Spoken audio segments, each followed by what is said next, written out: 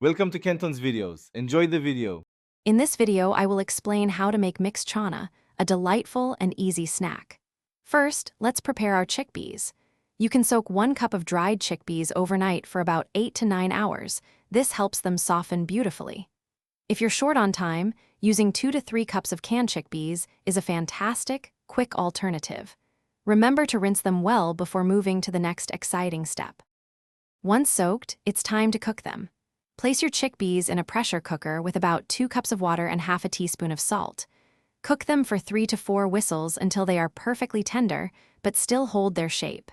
If you like, you can also boil 1 medium potato alongside them.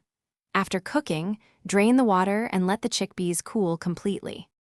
Now, let's prepare the fresh components that bring this dish to life. Finely chop 1 medium onion, 1 medium tomato, and 1 green chili for a touch of heat. If you boiled a potato, cube 2 medium ones. Also, have some fresh coriander leaves and the juice of 1 to 2 lemons ready to add that essential tangy zest. Finally, it's time to bring everything together. In a large mixing bowl, combine your cooled chickpeas, chopped onions, tomatoes, green chilies, and potatoes. Sprinkle in 1 teaspoon of chopped masala and salt to your liking. Add 1 to 2 teaspoons of fresh lemon juice.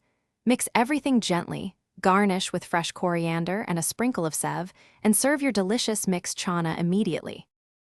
Thanks for watching. Consider subscribing if we helped you.